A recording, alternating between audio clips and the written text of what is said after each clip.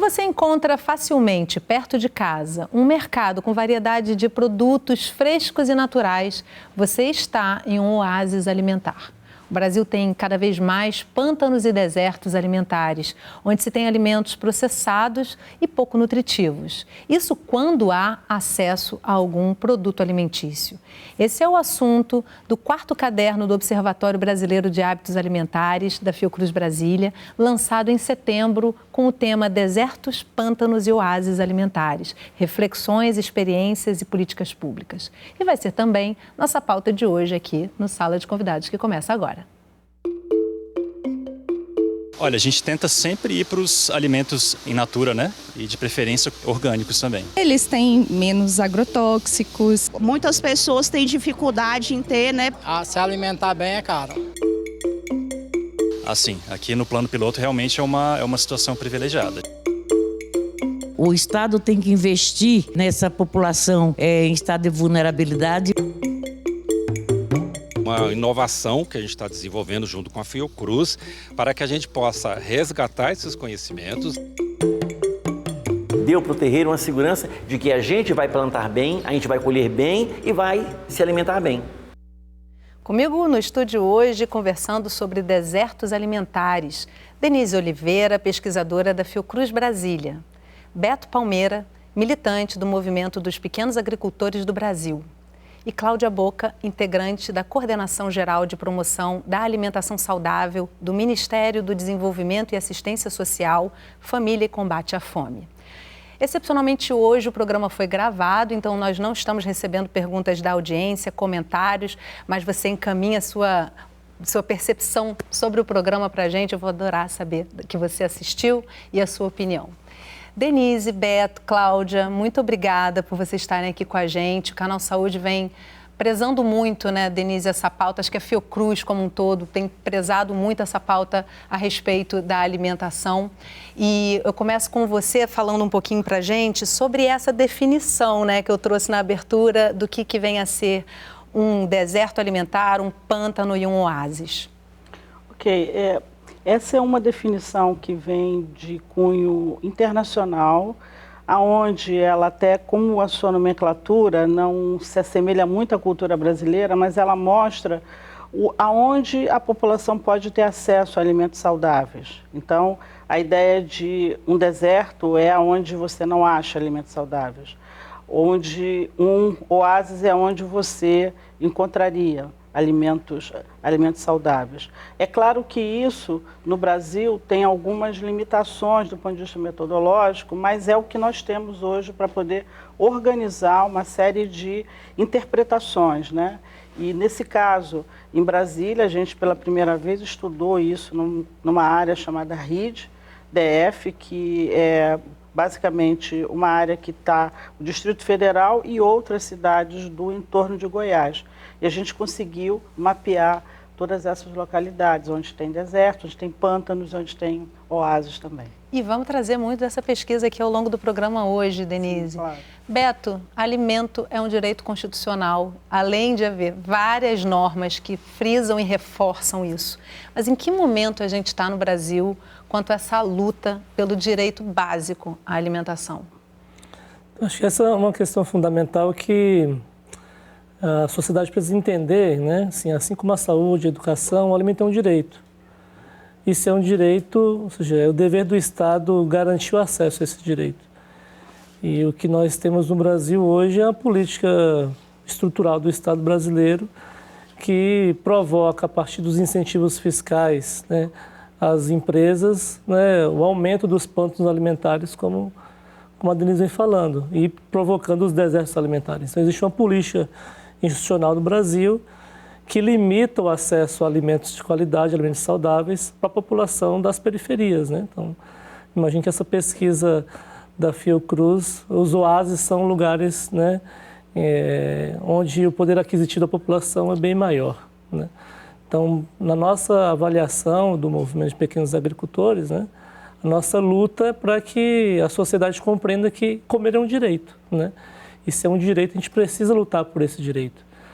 E um dos grandes problemas que a gente tem no Brasil é o acesso. As periferias não têm acesso a alimentos de verdade.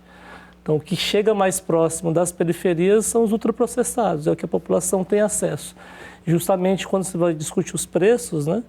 Ou seja, os preços dos ultraprocessados são preços baixos porque tem incentivo fiscal para as empresas, tem isenção fiscal, né? Enquanto os produtos da agricultura familiar, ou seja, é uma luta para poder a gente conseguir chegar nesses territórios, né? Não existe uma estrutura pública, né, que é o que a gente vem discutindo e estar na Fiocruz para a gente é um momento muito importante.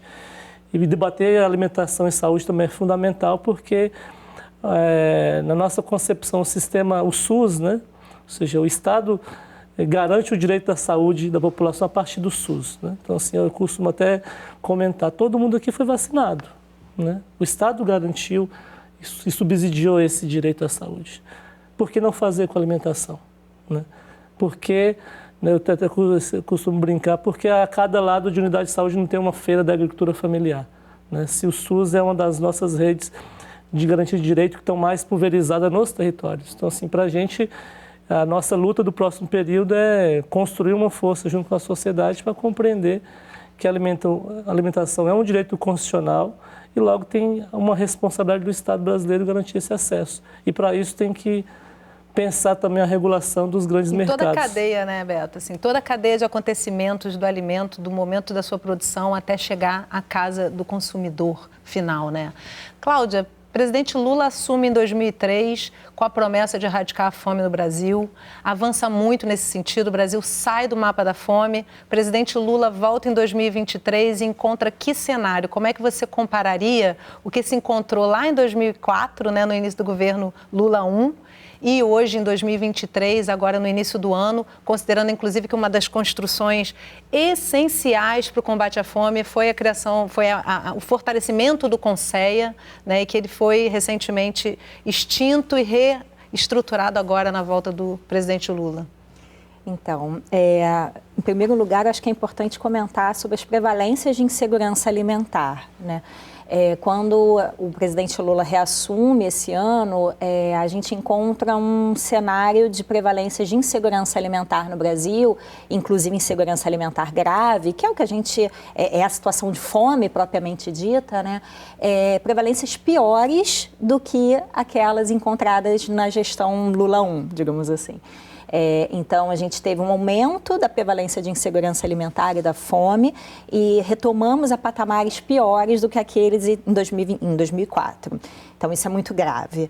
Além disso, a gente teve um desmonte importante do SISAM, que é o Sistema de Segurança Alimentar e Nutricional, no qual a gente tem o Conceia, né, o Conselho de Segurança Alimentar e Nutricional, como você bem colocou, e a própria CAISAN, que é a Câmara Interministerial de Segurança Alimentar e Nutricional, que embora permaneceu existente, ela não foi extinta, mas na verdade ela estava inoperante. Além da própria redução, né, de orçamento para vários programas e políticas sociais, setores que foram extintos. Então, foi um verdadeiro desmonte do SISAM, do Sistema de Segurança Alimentar e Nutricional no Brasil. E aí a gente retoma essas prevalências de insegurança alimentar, não só em função da pandemia de Covid-19, acho que é sempre importante sinalizar isso, mas também em função desse desmonte de políticas públicas, entre elas a de segurança alimentar e nutricional. E a gente viu o resultado disso, né? Principalmente durante a pandemia. Bom, vamos assistir uma reportagem. A Fiocruz Brasília apresentou um estudo sobre o acesso a alimentos saudáveis na região integrada de desenvolvimento do Distrito Federal. A região foi mapeada, como a Denise comentou ainda há pouco, em desertos, pântanos e oásis alimentares e entre a escassez e a grande oferta de alimentos saudáveis e sustentáveis. Muitas são as desigualdades entre as regiões centrais e periféricas. Nosso ponto de partida é essa feira orgânica, localizada no Plano Piloto de Brasília, região central do estado. Como será a disponibilidade e o acesso a alimentos saudáveis nessa localidade? Na sua rotina, você consome mais alimentos ultraprocessados ou orgânicos e agroecológicos? Mais orgânicos. Orgânicos e agroecológicos, eu dou preferência. Por quê? Porque eles têm menos agrotóxicos, são mais saudáveis. Olha, a gente tenta sempre ir para os alimentos in natura, né? E de preferência, quando possível, orgânicos também. Para Para você, como que é o acesso a esses alimentos? Eles são mais caros, mais baratos?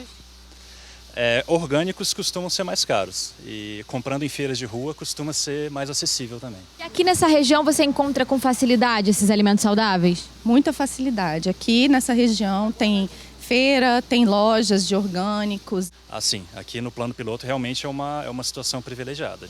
Por aqui a gente encontra variedade de frutas, legumes e verduras sem o uso de agrotóxicos. Mas na periferia, como será a disponibilidade e o acesso a esses alimentos? Olha, até que essa transição foi rápida, mas na verdade foi mais ou menos 1 hora para a gente chegar até aqui. Estamos na Feira do Produtor, localizada na favela Sol Nascente, considerada a maior favela do Brasil. No mercado do produtor, nos deparamos com um oásis alimentar. Muita oferta de alimentos in natura e pouca procura. Nos corredores vazios, foi difícil entrevistar alguém. E nossa única entrevistada, apesar de ter uma alimentação saudável, nunca tinha ouvido falar em alimentos orgânicos e agroecológicos. Esses alimentos são alimentos que não têm agrotóxicos, né? Você já consumiu esse tipo de alimento? Não. Em busca de outras histórias, nós seguimos para uma região um pouco mais afastada do mercado. Paramos em um restaurante comunitário e a realidade da população é bem diferente da de quem vive na região central de Brasília. Você costuma se alimentar com comida que é saudável ou com comida que não é saudável? Que não é saudável. Tá sendo saudável aqui. Se alimentar bem é caro. Muitas pessoas têm dificuldade em ter, né, pela situação financeira. Você já deixou de comprar um alimento saudável porque ele é caro? Já, várias vezes. De um lado, a oferta, de outro, a falta de acesso. Nesse cenário, o desperdício seria uma afronta diante de muita gente que não tem o que comer. Foi a partir desse pensamento que o Wilson de Oliveira e a Joana Guedes fundaram um projeto social que atua na região há 23 anos e faz a diferença na vida de mais de 2.000 famílias por mês. A gente viu a necessidade de fazer o aproveitamento desses legumes, dessas frutas, dessas verduras todas que ou voltava para a produção rural, lá para a chácara, ou ia para o lixo, lá para o container, né? E a gente fundou o trabalho social nosso aqui, e esses produtos vêm para essa sede aqui é classificado, higienizado e é distribuído para as famílias que têm necessidade desse produto aí. Nós tentamos conversar com algumas famílias beneficiadas pelo projeto Desperdício Zero, mas nenhuma se sentiu à vontade para dar entrevista. O Estado tem que investir nessa população em estado de vulnerabilidade, fazendo o quê? Dando cursos profissionalizantes, entendeu? Para que eles aprendam a seguir a sua vida, mas com dignidade. Porque hoje quem ganha um salário mínimo, no valor de R$ 1.300, tira de R$ 1.300 um aluguel de R$ 500, sobra 800. Aí paga a água e paga a luz, sobra 500. Para quem tem 2, 3 filhos, vai viver como? Desempregado. Então, se a pessoa ela tem dificuldade para sobreviver, se alimentar bem, então? Ela tem que buscar um trabalho social feito, esse da Feira do Produtor de Ceilândia. E olha, você que está em casa, curtindo o feriadão, assistindo a gente, hoje o programa está sendo excepcionalmente gravado, então a gente não está recebendo as suas manifestações de casa, mas eu quero compartilhar uma participação do Rodinei, que encaminhou para a gente aí ao longo da semana, a participação dele. Ele diz o seguinte, Denise, Beto e Cláudia: com a alimentação adequada e acessível, temos um desenvolvimento saudável. Nosso país vive a contradição de produzir muito alimento e, ao mesmo tempo, gerar ou pelo menos conviver com grandes e numerosos desertos alimentares. A gente produz muito produto alimentício, principalmente, né? No final das contas, com foco nas commodities, né, Denise? O que vocês perceberam aí nessa pesquisa, que queria que você trouxesse um pouquinho mais? O que te chamou mais atenção nessa diferenciação de territórios, né? Em que você vai, de fato, encontrar o que não é exatamente comida, né? É produto alimentício.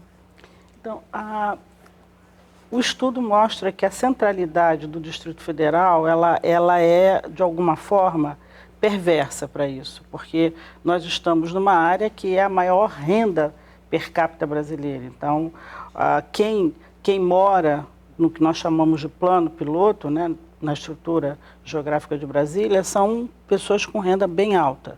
Obviamente, isso atrai mercados, atrai equipamentos comerciais, né?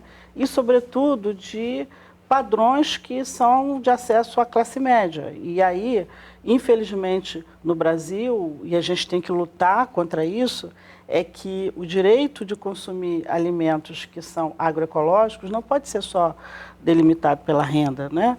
Então, essa foi a primeira lição que a gente teve. A centralidade geográfica do plano piloto atrai isso. Por outro lado, a periferia, que no caso de Brasília, é típico de Brasília, mas isso a gente observa em várias cidades, é que a população migra para atender a sua busca por trabalho. Então, você vai verificar uma circulação urbana de que as pessoas consomem os seus alimentos, e o relato do restaurante é muito emblemático, não só por ser um restaurante comunitário, mas também até para a própria classe média, onde o acesso aos alimentos saudáveis, frutas, legumes e verduras, se dão em equipamentos de restaurantes, porque as pessoas estão vivendo nesse modelo das sociedades industriais com falta de tempo para fazer a comida, sair de casa muito cedo, né? Os filhos comem na escola.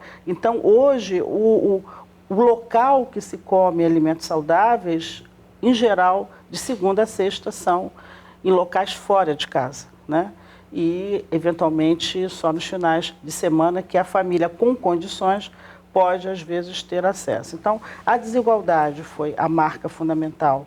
E há uma desigualdade que eu chamaria intrínseca a esses aspectos geográficos e políticos que são típicos do Distrito Federal, mas, sobretudo, dentro dessas localidades, e esse exemplo do Sol Nascente é fundamental, é que ali você teria um oásis de disponibilidade, mas a população não acessa. Então, ali você tem um entreposto, como se fosse, mal comparando, a estrutura que são os CEASAs, né, que está ali, é algo que até gerou para a gente uma certa dúvida metodológica. A gente teve que ir a campo e dizer assim, ó, por que o Sol Nascente é um oásis?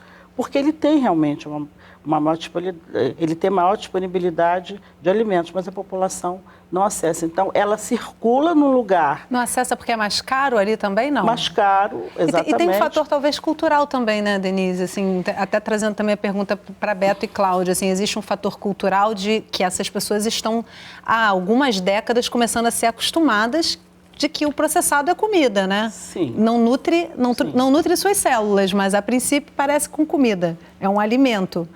Mas, de fato, não acaba não sendo. Para mim, que é nutricionista, assim, fica difícil eu ficar em paz de dizer isso.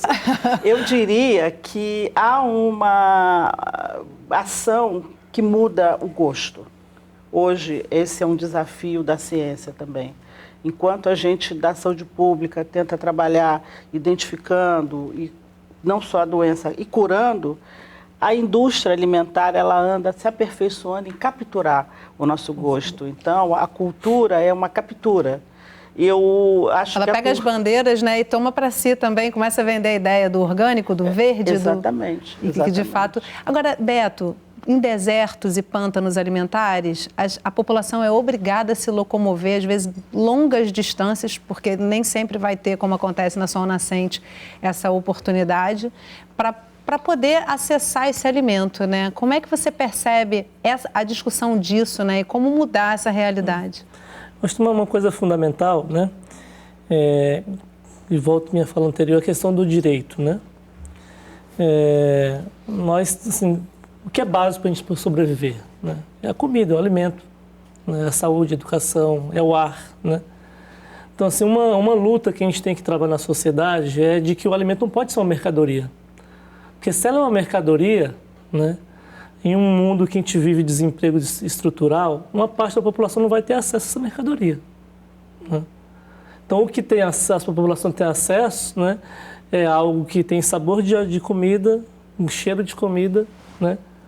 Tem sabor, só que no fundo não é comida, né? Ou seja, é uma mercadoria da indústria que a população... Vai ficar anos ali, não vai ficar velha? Vai ter acesso. Então, assim, eu acho que tem uma coisa fundamental que é bom a gente aproveitar esse momento para poder aprofundar, que a gente precisa construir uma luta, né, para desmercantilizar os alimentos, né, de que é um direito. Então, assim, no modelo da sociedade que a gente vive, uma parte da população não vai ter acesso a esse alimento de qualidade, né? Então, os hábitos alimentares, eles são forjados, né, pela estrutura da sociedade para as pessoas não terem acesso a alguns tipos de alimentos, né? No trabalho que a gente faz em algumas comunidades, a memória afetiva das pessoas é o angu, né? É a comida da avó, que remete à alimentação saudável, né? Então, está na memória afetiva da população brasileira. Só que o que ela tem acesso, e como na matéria a gente viu um aposentado falando, né, comer saudável é caro hoje, né?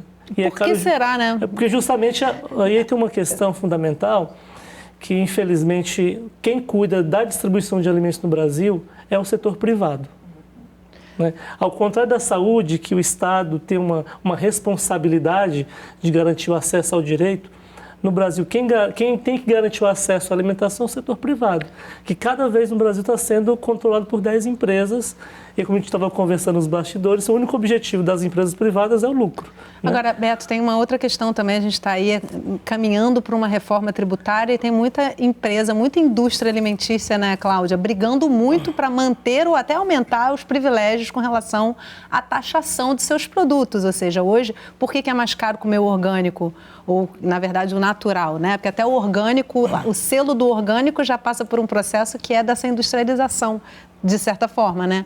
Então, assim, como é que se trabalha com esse cenário? A gente vê, não basta o governo querer, tem um congresso para aprovar uma série de medidas, né? Mas, além disso, pensar que desertos e pântanos tem uma população que a gente conhece já, que é uma população que tem raça, que tem gênero, que é vulnerável e que muitas vezes não consegue transpor essas dificuldades, né?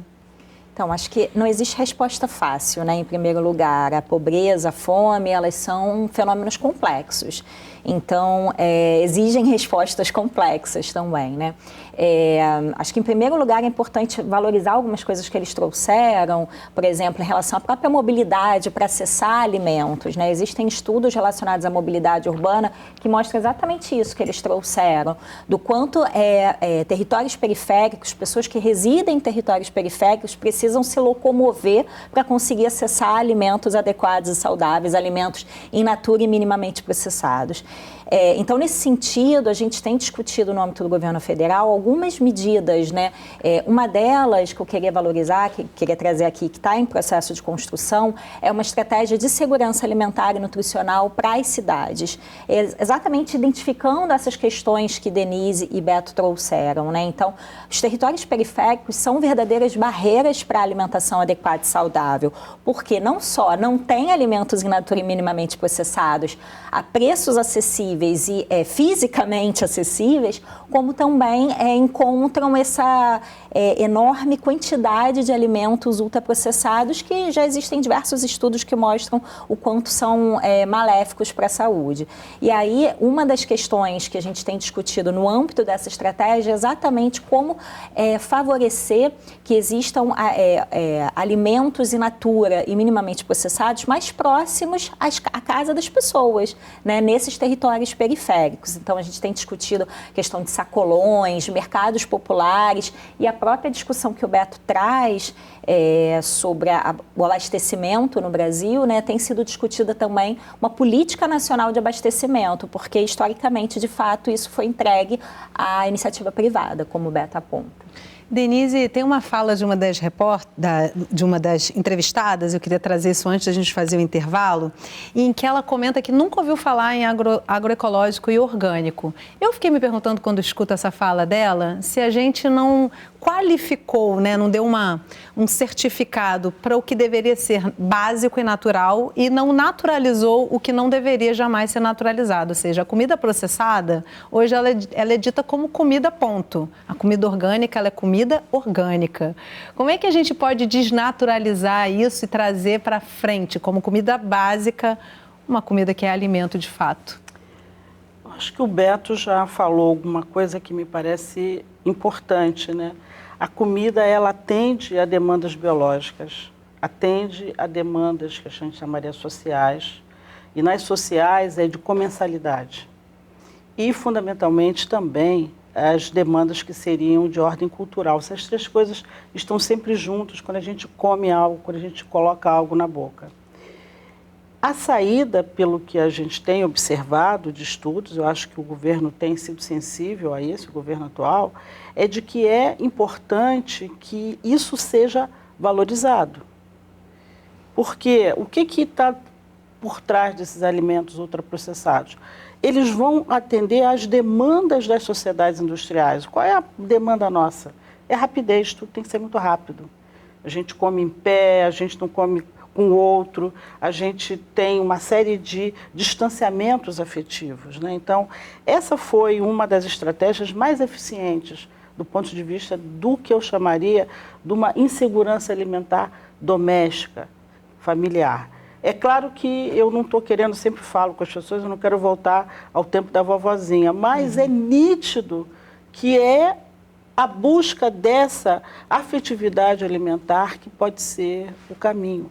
Por que a gente desnaturalizou a questão dos alimentos in natura? Muito porque a gente perdeu uma função, a culinária. Ou seja, quando a gente se distancia da cozinha, quando a gente desaprende a cozinhar, que o que as nossas avós faziam... E saber o que a gente está comendo, exatamente, né? Isso porque é o pacote algo a gente não sabe nem o que tem, né? Você se coloca à disposição do outro. Bom, você não tem tempo para cozinhar, você não sabe cozinhar, está aqui algo que eu te ofereço. A indústria ela é muito eficiente. Então, é claro que acho que você fala algo que é extremamente... que eu acho que é extremamente valioso, que a solução ela não é fácil, ela é complexa. Por que ela é complexa? Porque isso é um modelo civilizatório. A gente está falando de algo que não deu certo, mas que deu lucro, certo? Então, essa é a luta hoje mundial, onde você tem, por um lado, a visão clara que, do ponto de vista financeiro, deu certo, muitas empresas têm lucro, mas, do ponto de vista da saúde, não. Então, esse é o desafio, né? Eu vou pedir licença para a minha diretora, Cíntia Pessoa, porque a Cláudia pediu para falar. A gente vai ultrapassar um pouquinho o tempo do primeiro bloco, mas acho que é importante você se colocar, Cláudia. Não, eu acho que só para retomar, né, a própria questão da reforma tributária, como você colocou. Então, hoje a gente está em discussão o quanto a gente pode tornar alimentos in natura e minimamente processados mais baratos, né, com preços mais acessíveis, e tornar esses alimentos que Denise traz, ultraprocessados, que é o que a gente chama de imposto seletivo, mais caros. E isso não se faz de uma maneira muito fácil, encontra resistências, né? Com certeza, ainda mais num congresso em que você tem vários representantes exatamente desse espaço de poder que lucra muito com o agronegócio e com as commodities e assim vai, né? A discussão é complexa. No próximo bloco, a ecologia de saberes e territórios sustentáveis e saudáveis. Você vai conhecer um terreiro que é um oásis alimentar. A gente já volta, não sai daí.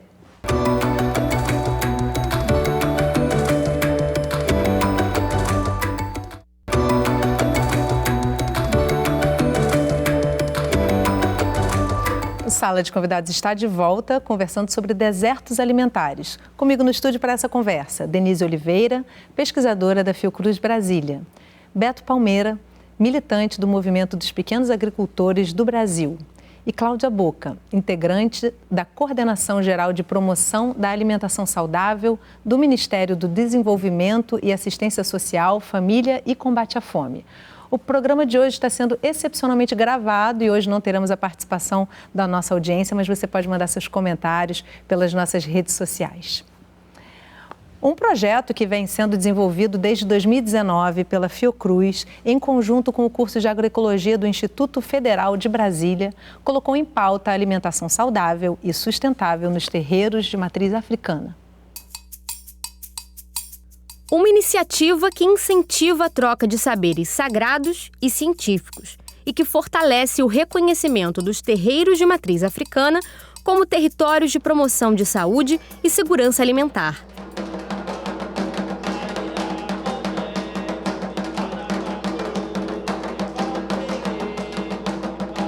O terreiro do Candomblé, ele é um lugar de acolhimento. É onde acalma o ori é a cabeça, onde se acalma a cabeça.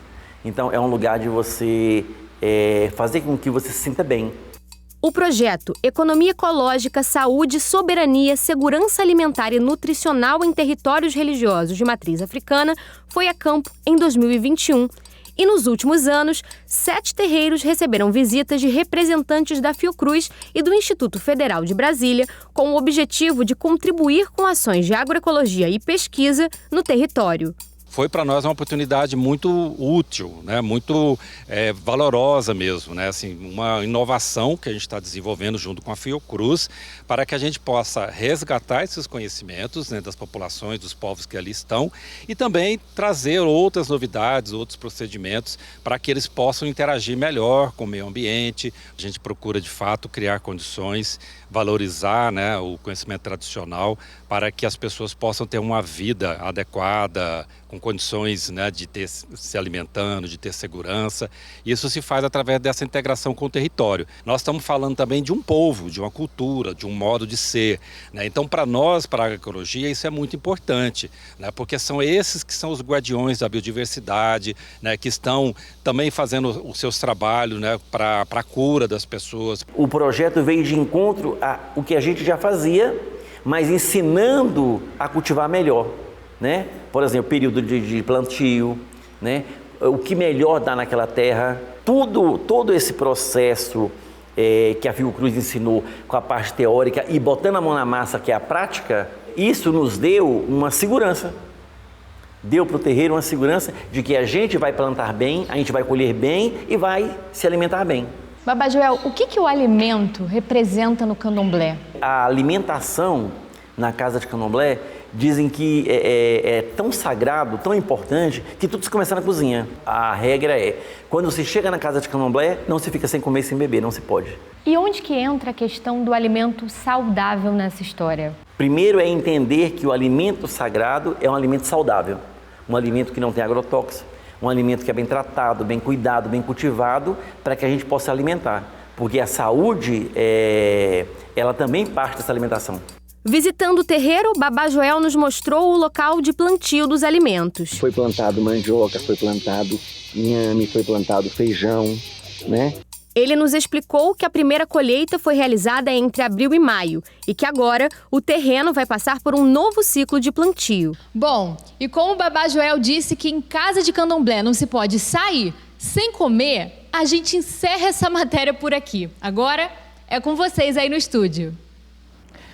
Quisera eu estar naquela mesa ali, né, que tá bonita. Beto, eu queria resgatar uma fala do Babá, que fala na matéria sobre o alimento sagrado, né? O alimento é sagrado, tudo se começa na cozinha, não se fica sem comer. Essa não é uma premissa somente dessa tradição, né? Essa é uma premissa que se passa, principalmente nos interiores do Brasil ou nas populações ribeirinhas, se passam de geração para geração. Eu queria que você trouxesse um pouco disso, do que você vê nos territórios por onde você passa, para fora dos terreiros, né? Porque é uma ancestralidade que precisa ser não só respeitada, mas acariciada, né? Para se manter viva. Acho que uma coisa fundamental que o Babá trouxe, que inclusive recentemente a gente, aqui no Rio de Janeiro, a gente fez um evento com os povos de terreiro, né, debatendo o alimento enquanto sagrado e o quanto o agronegócio e os agrotóxicos afetam esse sagrado, né? Então, um alimento, para quem é de matriz africana, ou seja, um alimento que se oferece ao orixá, que é com agrotóxicos, com certeza, né, não vai ter as suas questões, né? Então, para a gente que vem do campo, né, ou seja, a alimentação é a base, assim, ou seja, é a base, né, é o pilar. É o que conduz o seu dia, né? É o pilar. Você acorda e dorme pensando em como fazer melhor, para a gente conseguir trabalhar. Então, assim, ter uma alimentação saudável no campo, né, isso já é fundamental para poder a gente conseguir se reproduzir a partir da relação com o trabalho. E eu acho que essa reflexão que a Denise vem trazendo aqui, inclusive, né, e que a matéria trouxe, né, nós temos que pensar pontos de conexão entre os povos do campo e os povos de terreiro, entre essas roças, né? Porque se existe biodiversidade no Brasil, alguém cuida dessa biodiversidade, né? E não foi... São os guardiões, né? São os guardiões, não é agronegócio que cuida da biodiversidade. Então, assim, existe essa biodiversidade toda porque povos ali estavam cultivando e cuidando, né? Então, acho que essa relação do alimento saudável, o alimento sagrado, né, tem um potencial a partir da nossa ancestralidade, né, que aponta futuro, né? Ou seja, é isso que Denise falava, assim, existe um modelo de sociedade que deu errado, ou seja, deu errado, né? Nós estamos vendo dia a dia esse modelo ruindo, né? E as possibilidades de a gente superar isso vem também dessa ancestralidade, dessa relação que nós historicamente vemos que os povos do campo, das florestas e dos terreiros têm com a natureza, né? Que não é uma separação como o modelo industrial faz, nós somos parte dessa natureza, então é fundamental. Esse projeto de Brasília é uma inspiração para o Brasil inteiro, né? De pensar essas pontes de relação. E né, tem um debate que a gente está fazendo sobre o milho, né? E o Babá falava que o alimento no candomblé, né, é tudo, né? Ou seja, e aí para a gente, os povos camponeses, as camponesas, os povos do campo têm uma relação, milho é base da nossa cultura alimentar, né? Ou seja, está aqui bem antes de nós chegarmos, né? E o milho é um dos alimentos a ser mais ameaçado, em função dos transgênicos, né? Então tem uma luta pelo sagrado e pelo saudável, né? Que vai de encontro com esse modelo que vem hegemonizando as políticas públicas no Brasil, que vem hegemonizando os lobbies no Congresso, né? Então essa é uma luta que é ao mesmo tempo de resistência, né? Mas que a gente precisa construir condições de chamar a sociedade para refletir e pensar ações para pensar a superação, né? Denise, essa fala do Beto, né, ele falou num momento aqui que me chamou a atenção, ele dizendo que são guardiões, e eu acho que são guardiões, inclusive, de se passar adiante os conhecimentos ancestrais. Durante muito tempo, a academia ficou encastelada e chegava fornecendo conhecimento. Até no jornalismo isso é notado, porque a gente tem por hábito, e precisamos perder esse hábito, ratificar o que o agricultor está dizendo com conhecimento científico. Ele disse isso ali na prática e aqui eu posso provar cientificamente. Eu queria te perguntar como é que a Fiocruz tem feito esse projeto e esse programa de dialogar, né, de forma equânime, de forma equilibrada com os saberes, né, que já existem há milênios e que estão ali sendo passados de geração para geração. Como é que foi para vocês chegar nesses territórios e ter essa troca de conhecimento, essa ecologia de saberes? Eu sempre tenho dito que eu tenho que me apequinar, porque é um conhecimento vasto. E a ciência, por várias razões, não conseguiu ver. Então, a gente chega nos terreiros e a gente percebe que a gente tem que ficar pequenininho para olhar essa vastidão, que é milenar, que foi resiliente, que foi fruto de uma resistência diaspórica dos povos de origem africana. E eles são guardiões desde o dia que pisaram aqui, nos navios negreiros, formando quilombos, após a própria suposta abolição, né? E hoje, de alguma forma, quando a gente... Desculpa, com conhecimentos que formaram o Brasil. Sim, né? E que cada vez mais a gente sabe desse contexto histórico que hoje vai muito além de simplesmente vir para cá para ser uma força física, né? Trouxeram conhecimentos ancestrais já. E isso foi algo que a equipe conseguiu ver muito rapidamente. São duas instituições, a Fiocruz e o IFB, a Fiocruz da área da saúde, o IFB com o curso de agroecologia, exatamente dizendo, aqui nós não vamos ensinar, nós vamos fazer trocas. Então, essa construção de trocas é a base do nosso projeto. É claro que ela é desafiadora, porque existem linguagens, existem perspectivas, né? Existem algumas ideias que ainda estão em construção, mas o que a gente tem visto é que esse conhecimento, ele traz uma epistemologia em que a gente brinca das encruzilhadas, que você vai se deparando o tempo inteiro nessa construção, né? Para a Fiocruz Brasília, e não só falando da Fiocruz, estou falando de um todo, existem vários colegas aqui dentro da Fiocruz que trabalham com esse tipo de segmento, com temática, a gente não fica igual, né? E há uma questão de que a gente trabalha de uma ciência cidadã. Ou seja, se a gente conseguir trazer essa perspectiva cidadã, é de imaginar que a ciência não pode só fazer bem ao lucro financeiro, que é um pouco o que a gente falava no primeiro bloco, né? Quer dizer, uma boa parte do crescimento do agronegócio vem de experiências da ciência, ou seja, a ciência serviu aos interesses financeiros, né? A gente se pergunta, essa é uma ciência cidadã? Então, hoje, a ciência cidadã que a gente acredita e que muito do que a gente faz está embasado nas recomendações que a Fiocruz já fez a partir de 2019 de promoção de territórios saudáveis e sustentáveis, ou sustentáveis saudáveis, aí cada um coloca o sustentável em algum lugar, ou na frente, ou depois de saudável. A questão é muito clara para nós. Os terreiros de matriz africana são territórios que são sustentáveis e saudáveis do ponto de vista simbólico, porque além deles estarem fisicamente estabelecidos, eles também têm o seu papel de formação.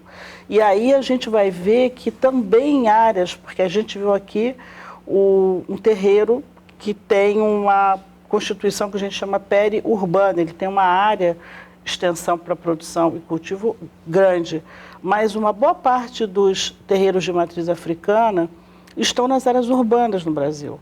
E a gente acredita que esse tipo de proposta se dá também nas áreas urbanas. Então, e por que os terreiros, né? Os terreiros, as histórias deles, eles foram a primeira estrutura de organização inteligente, foi uma inteligência diaspórica que os povos escravizados naquela época trouxeram para se reunir. Quando chegavam aqui, eram separados de pai, mãe, famílias inteiras eram separadas, né? Iam para lugares, estados diferentes, e os terreiros sustentaram isso. Eles foram resilientes. Então, um espaço de cura, né, Denise? Completamente de cura. Até hoje, né? Que, na verdade, exatamente, é até um tema para a gente falar já sobre a integração deles no SUS e vice-versa, né? No SUS neles e vice-versa. Cláudia, um ponto que eu acho importante, sempre que a gente fala nas questões do campo, é um olhar especial para a mulher camponesa, que traz muita ancestralidade, traz também uma representação do gênero, que muitas vezes fica vulnerabilizado. E eu queria saber como é que o atual governo está trabalhando com um olhar sobre essa mulher, que pode, além de ser uma produtora da fartura, né, precisa também ser apoiada nas suas lutas sociais em todos os momentos, né? Então, acho que essa perspectiva de gênero, ela é central para a gente pensar a política pública, né? Tem a questão da mulher no campo, né? E aí, por exemplo, eu queria destacar o Plano Safra, que é o maior Plano Safra da história, que traz um olhar especial para a juventude rural e para a mulher. Mas também queria valorizar outras iniciativas que têm sido conduzidas no âmbito do governo federal com essa perspectiva de gênero. Então, a gente está com uma consulta pública aberta, inclusive, em relação à Política Nacional de Cuidado, que está sendo construída pelo MDS, né? E traz, na perspectiva nessa consulta pública, ela traz uma tentativa de conhecer as percepções da sociedade brasileira sobre o que é cuidado e sobre quais as demandas de cuidado para o Estado que a sociedade coloca, né? Então, acho que é super importante divulgar isso para que as pessoas possam, né, participar dessa consulta pública. Acho que uma outra dimensão importante, quando a gente fala da perspectiva de gênero, e que essa Política Nacional de Cuidados também traz, é que, assim, o cuidado, seja o cuidado com crianças, o cuidado da alimentação, o cuidado com pessoas idosas ou doentes, não cabe só à mulher, né? Então, não é à toa que a insegurança alimentar, a fome, ela atinge mais fortemente mulheres, especialmente mulheres pretas, né? Existe ainda na nossa cultura, né, na nossa nosso processo civilizatório, como traz Denise, essa questão da mulher ser responsável pelo cuidado. E eu acho que a gente precisa repensar isso também, né? Precisamos redistribuir todas essas tarefas, né? Denise, onde é que dialoga a Fiocruz e o Ministério do Desenvolvimento Social a partir desse projeto? Que dados a Fiocruz está levando para o Ministério e de que forma essa pesquisa, esse projeto importante, pode se tornar uma política pública? Eu acho que a gente tem feito muitos diálogos com o MDS, né? E a gente tem visto que essas políticas públicas ancoram aspectos que para nós devem ser assumidos, sobretudo em políticas antirracistas. Eu acho que isso é importante, sobretudo na questão também, né, do gênero, né? Existem algumas estratégias que a gente está vendo que tem a ver com a possibilidade de iniciativas populares, sobretudo com cozinhas solidárias. A gente tem experiências extraordinárias que eclodiram de uma forma espontânea e de resistência no próprio momento da pandemia, onde, lamentavelmente, o Estado brasileiro foi omisso e negligente. E aí as cozinhas foram iniciativas da sociedade civil e de movimentos sociais que trouxeram. Então, a gente tem hoje trabalhado muito com o MDS sobre isso, tentando imaginar que nós não devemos atrapalhar o movimento social, porque é isso é uma coisa genuinamente vinda do movimento social. Mas como que uma atividade que vem do movimento social pode virar política pública? Então, também são alguns desafios que nós estamos fazendo. Uma outra questão que eu acho que a gente tem levado para o MDS, embora seja muito delicada, é a concepção do que é espiritualidade e o que é religiosidade. São categorias diferentes e a gente percebe que o que traz essa perspectiva dos terreiros está no âmbito da espiritualidade que está em qualquer religião. Então, essa conexão com o sagrado, né, que ainda para as políticas públicas ainda é algo delicado, a gente também tem levado também para o próprio MDS pensar como isso pode ser um processo de apoio. Óbvio que a gente sabe que isso é delicado, tem toda uma história que é religiosa, judaico-cristã. No Brasil, a gente sabe que as religiões matriz africanas ainda são perseguidas, nós vivemos intolerâncias. Aí o noticiário coloca isso, até algumas lideranças religiosas são assassinadas, algumas lideranças quilombolas são assassinados. Então, a gente sabe que isso ainda é uma luta, mas é importante que a política pública incorpore esse aspecto. Como é um processo que nós lá temos que debater junto com o MDS, estamos abertos para isso. E com a sociedade, com certeza. Antes de eu passar para você, Cláudia, eu queria te ouvir, Beto, assim, a partir dessa fala da Denise, né, do que foi construído ali em termos acadêmicos e o que pode ser traduzido para levada ao Ministério do Desenvolvimento Social. Como é que você escuta tudo isso e esses resultados e o que você gostaria de acrescentar de tempero aí, como alguém do movimento social? Eu acho assim, acho que um tempero fundamental para esse próximo período, né, a gente cruzar algumas políticas, né? Assim, além de ser militante, eu sou assistente social, né? E uma autocrítica que a gente faz é que a nossa experiência de transferência de renda, né, no Brasil, ela, ao fim, ela fortalece o sistema agroalimentar de ultraprocessados, né? Então, nós temos que pensar, cruzar a política de transferência de renda com a agricultura familiar, para ocupar esses espaços de desertos alimentares, né, para poder transformar em oásis. Então, a gente como pensar a transferência de renda com a política de abastecimento, né?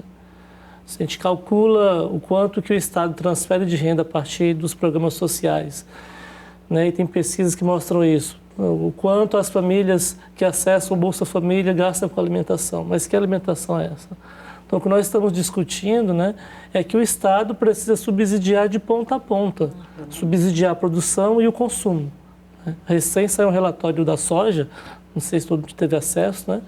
E só existe esse modelo do agronegócio porque o Estado subsidia mais de 60% para os produtores de soja no Brasil, né? Então, assim, o tempero do próximo período é a gente como cruzar as políticas de transferência de renda, né, com política de abastecimento, que valoriza as culturas alimentares, e isso é uma coisa fundamental, ou seja, o que funda a nossa cultura alimentar, ou seja, é esse encontro dos povos, né? Ou seja, eu falo que nós somos de milho e somos de mandioca, né? E assim, e são dois alimentos que estão em vias de serem controlados pelas grandes empresas, tanto seja na produção, seja na distribuição. Então, acho que a gente tem um período, né, eu diria, muito fértil, né, de cruzar as políticas que nós acumulamos com esse acúmulo que os movimentos tiveram nos últimos períodos, como Denise mencionou, das cozinhas, como pensar isso enquanto equipamento de segurança alimentar nos territórios, né, naquela ideia de que o alimento não pode ser mercadoria, porque se for mercadoria, alguém vai ficar sem acesso. Agora, Cláudia, a gente aqui no Canal Saúde já fez alguns debates sobre essa questão da segurança alimentar e é notório, assim, que tudo isso que o Beto está trazendo vai ter uma resposta única, muitas vezes, em que você liga o produtor à escola pública, você liga o produtor a uma distribuição de alimentos, enfim, várias ações governamentais, políticas, de Estado, principalmente, acabam envolvendo toda a cadeia e facilitando o todo, né? Então, eu queria saber com você que eixos estão propostos aí para a retirada do Brasil do mapa da fome mais uma vez, né? O que a gente tem de perspectiva futura e de que forma essa pesquisa, esses dados que a Fiocruz está trazendo para vocês, pode, de fato, alimentar boas políticas de Estado, né? Porque a gente precisa mantê-las independente do governo que estiver presente. Com certeza. Eu acho que o primeiro movimento para isso é, inclusive, dialogar com a sociedade, né? Falar da alimentação enquanto um direito e não uma benesse ou uma dádiva ou uma ajuda do governo.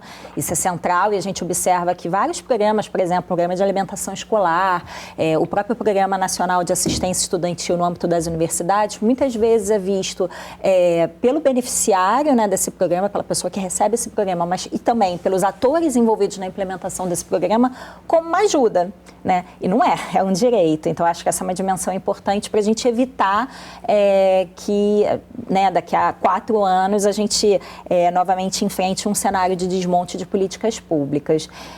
Eu queria valorizar a questão do Brasil Sem Fome, né? O Plano Brasil Sem Fome, que é um plano que foi recentemente divulgado e que as pessoas podem acessar facilmente pelo site do MDS, inclusive, que foi construído no âmbito da CAISAN, que é a Câmara Interministerial de Segurança Alimentar e Nutricional, que reúne 24 ministérios, então o Ministério da Saúde, o MDS, o Ministério do Trabalho, o Ministério da Igualdade Racial e uma série de outros.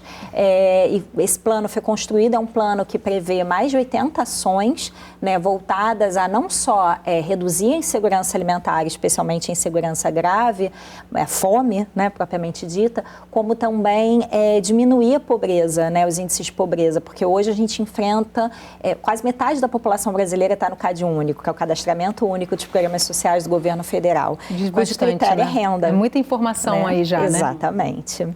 Denise, a gente está caminhando para o final do programa e primeiro eu quero agradecer a Fiocruz Brasília por ter trazido essa pauta tão relevante, tão importante, proporcionado esse encontro aqui. E queria te pedir uma fala final aí para a gente entender o que está por vir, né? A visão da Fiocruz está cada vez mais voltada para os Objetivos de Desenvolvimento do Milênio, a Agenda 2030 e tudo isso tem esse encontro com a alimentação. Como é que você percebe a conjuntura futura e no que a Fiocruz pode contribuir cada vez mais para levar a políticas públicas? Primeiro é reconhecer um pouco o que já foi dito, né, que é complexo, né? Essa decisão ela não parte só de um setor, né? E é fundamental que a sociedade esteja, ou seja, avançar nisso não é possível só com o braço da ciência e nem com o braço do Estado. Eu acho que tem que ser algo que seja de fato essa experiência que compartilha o papel do Estado, né? A contribuição da sociedade civil no seu controle, na sua concepção, e a ciência também com a sua contribuição. Os próximos passos a gente tem visto, e o próprio projeto cresce, né? É que a gente está imaginando a geração de emprego e renda, né?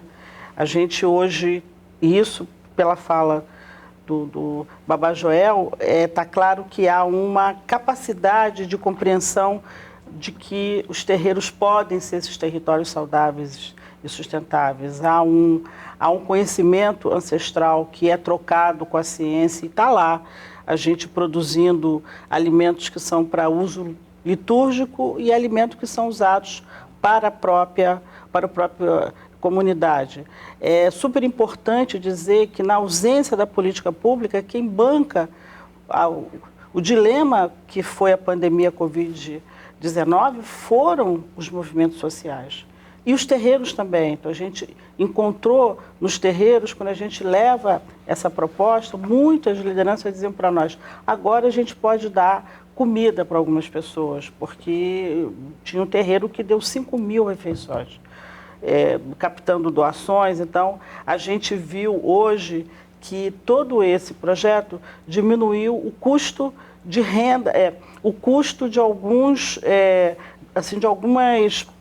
por exemplo, o custo com a comida da comunidade diminuiu, porque tem milho agora, porque tem mandioca, porque tem feijão, né? Inverter essa ordem aí de dizer que é mais caro, não é para ser mais caro, né? É para ser mais barato. E há uma perspectiva que eu posso até falar, que isso é uma ideia do Baba Joel, da gente fazer uma feira. A nossa meta agora é que a gente possa também, com essa produção que deve ser excedente, a gente poder fazer uma feira de identidade dos terreiros de matriz africana no DF, vendendo alimentos agroecológicos, não só alimentos, artesanato, práticas. Então, a gente está, de fato, avançando para esse momento, né? Esperamos que a gente possa voltar para contar que isso deu certo. E vamos torcer muito por isso, acho que a gente precisa disso e também pensar que a agroecologia, a proposta é exatamente essa, né? Menos commodity, mais pequena economia circulante, né? Porque senão fica tudo muito concentrado nos grandes e os pequenos, que são enormes para a economia brasileira, acabam ficando muito esquecidos, né? Acho que é uma mensagem boa para a gente terminar o programa. Denise, muito obrigada mais uma vez. Beto, Cláudia, que bom ter vocês aqui. Passa rapidinho, quando o programa é bom, passa muito rapidinho. E obrigada a você que acompanhou o programa de hoje aqui pelo Canal Saúde, um dos nossos canais parceiros. Se você quiser compartilhar essa conversa, entra lá no site do Canal Saúde, você vai encontrar um acervo com a nossa programação completa. E não esquece que toda semana a gente tem um assunto relevante para dividir com você, então eu te espero no próximo programa. Até lá!